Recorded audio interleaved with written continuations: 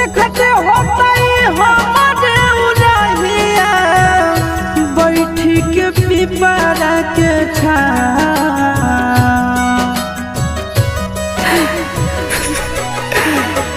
देखते होता हमारे उड़हिया बैठी के पिपरा के रुक रुक रुक अरे टरेनिया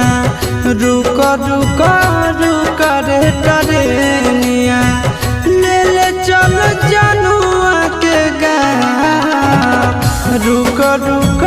रुक रे टरेनिया।